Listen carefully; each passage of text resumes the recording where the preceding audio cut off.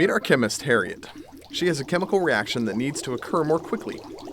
Our chemist has some processes at her disposal that can help her speed up her reaction, and she knows of 5 ways. And to remember them, she thinks back to her days as a high school student, and the day she got a date for the dance. Harriet was in high school studying between classes. She had lost track of time and was going to be late to class. Unbeknownst to her, Harold, who was just around the corner, was running late too. They both sprinted to class, and as it happened, sprinted directly into one another. Now, this was no small collision. They ran squarely into one another in such a way that he knocked the books right out of her hand. "I'm sorry," he said. "Let me help you with your books." He kindly helped her recollect her belongings and politely offered to walk her to class. And you'll never guess who went together to the dance later that year. Yep, those two. So as we can see from this example, the key to getting a date for the dance is to collide with someone and knock the books out of their hands.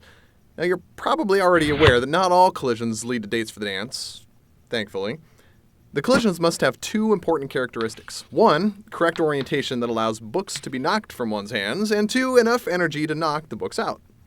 Shortly after this incident, Harriet decided to tell me, her chemistry teacher, all about it. I noticed some interesting parallels between her story and chemical reaction rates, which happened to be what she was studying in the hallway the day of the collision. Together, we decided to set out on 2 missions. Harriet wanted to help all chemistry students and chemists remember how to speed up the rate of chemical reactions, and I, being the nice guy that I am, decided to make it my mission to help create educational environments in which more book-dropping collisions can take place to increase future chemists' chances of getting a date for the dance. In order to facilitate this improved dance date-getting process, I propose 5 changes to all schools that parallel Harriet's 5 ways to increase chemical reaction rates. First, I propose that we shrink the size of the hallways. This will make it more difficult to safely navigate the hallways and will cause more collisions than in larger hallways. And by increasing the number of collisions, we increase the likelihood that some of those collisions will have the correct alignment and enough energy to create a date to the dance. Now, chemically speaking, this is equivalent to lowering the volume of a reaction vessel or a reaction mixture. In doing so, the individual particles are closer together and more collisions will occur. More collisions means a greater likelihood that collisions with the appropriate energy and configuration will happen. Second, I propose increasing the overall population of the school. More students equals more collisions. By increasing the number of particles available for collision, we create an environment where more collisions can take place. Third, we must reduce the time allowed between classes. Heck, let's just cut it in half. In doing so, students will need to move more quickly to get from one class to the next. This increase in velocity will help make sure collisions have the appropriate amount of energy necessary to ensure book dropping. This is analogous to increasing the temperature of the reaction mixture. Higher temperature means particles are moving faster.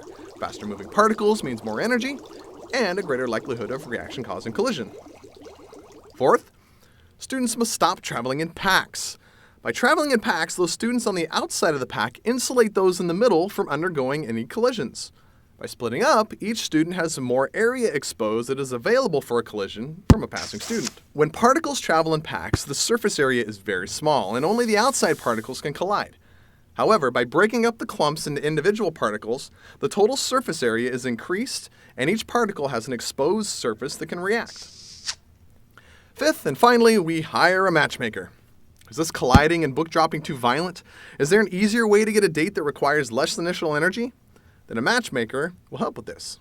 The matchmaker makes it easier for a couple to get together by coordinating the match. Our matchmaker is like a catalyst. Chemical catalysts function by lowering the activation energy.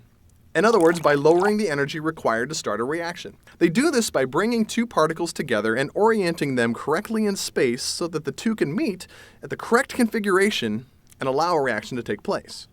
So to sum up, if a future chemist wants a date for the dance, he must collide with another person and knock the books out of their hands.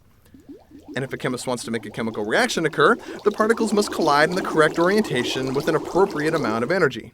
And both of these processes can be accelerated using the 5 methods I've described.